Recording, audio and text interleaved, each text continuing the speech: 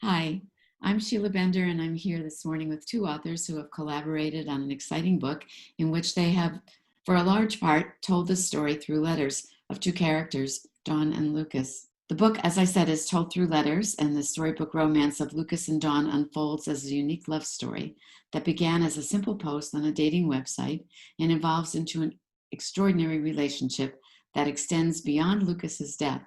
Given a second chance through a secret government agency, Luke's consciousness is preserved, and the lovers embark on a journey of discovery as they explore the meaning of life, hope, courage, and above all, what love feels like.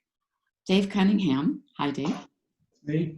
is an award-winning journalist, as well as an author, screenwriter, actor, artist, and drummer.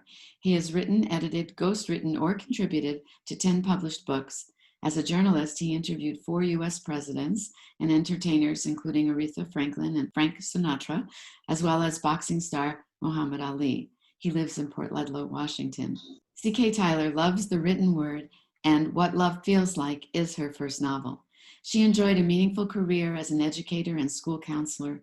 In partnership with a former student and now colleague, she is developing children's book series with dealing with anxiety and fear, and she lives in Anacortes, Washington. The two authors have agreed to read one of the novels or more letters exchanges between Luke and Dawn. We're reading excerpt from What Love Feels Like, The Dawn of Human 2.0. The main characters in this story are Luke and Dawn, both in their mid-60s, who found each other on Match.com. We begin with some of the letters they sent to each other before they met. This is what Luke wrote to Dawn after she sent him a photograph of herself. Hi, Dawn. So here's some honesty. For reasons I don't fully understand, I and most males are attracted to females initially by visual cues: face, hair, eyes, body. Same for women?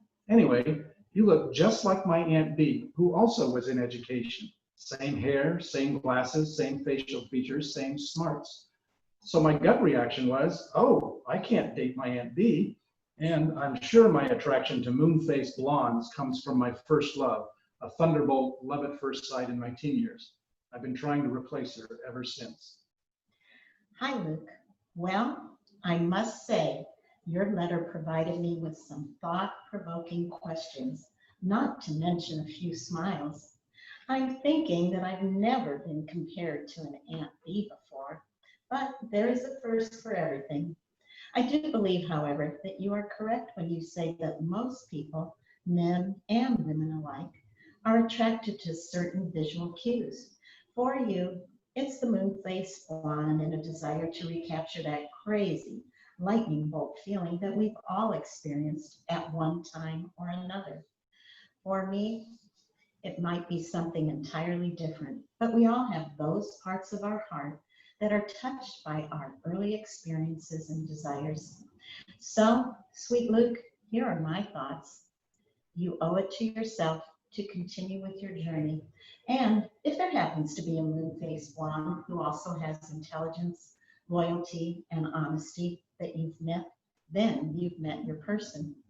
I, in turn, owe it to myself to be with someone that looks at me and wonders how they were fortunate enough to find someone who's intelligent and able to love while being present and fully in the moment.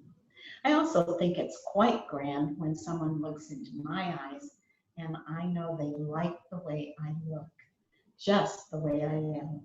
Sincerely, Dawn, not blonde, not moon-faced, and not Aunt Bee. Hi, Don. You're right. I do have some thoughts. This engagement with you has made me realize my priorities were backward. I was looking first for a face and body that attracted me, and then tried to sort out if the mind and soul also looked compatible. I now understand that mind and soul are priority one, but herein lies the dilemma. One can't glimpse the mind or soul until one engages the prospect. And it's impossible to engage with every match woman within 50 miles of me between the ages of 54 and 65 to determine their values, personalities, strengths, weaknesses, etc. Then narrow down the entire field to the best soul matches, then factor in the physical features. I still don't have a good answer, but narrowing down the problem should help. Hi, Luke. The last days have been very meaningful. For whatever reason, we became engaged in a conversation that has been very important. You've touched upon personal life experiences, as have I, and we both took some risks and opened up to one another. Without sounding too hokey, each letter from you felt like a little gift. I truly mean that. Your friendship is deeply valued, and whatever the outcome, I still believe we were given a rare gift.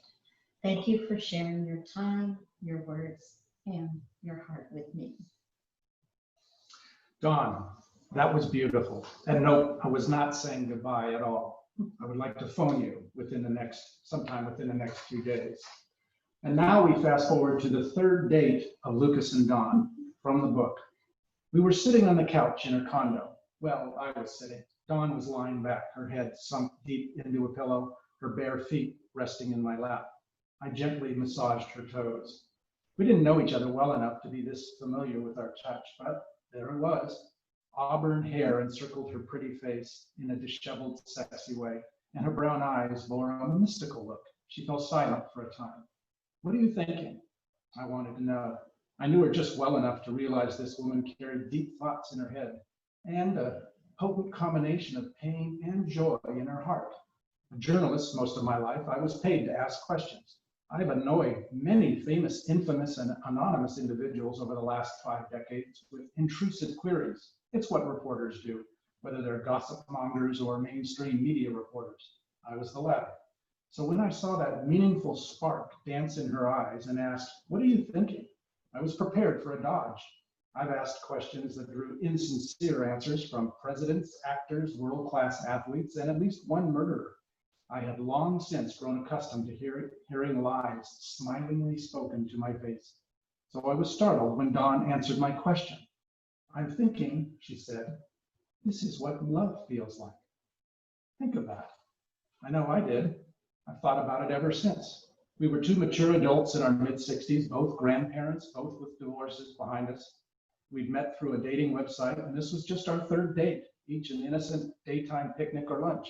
And she says, "I'm thinking this is what love feels like."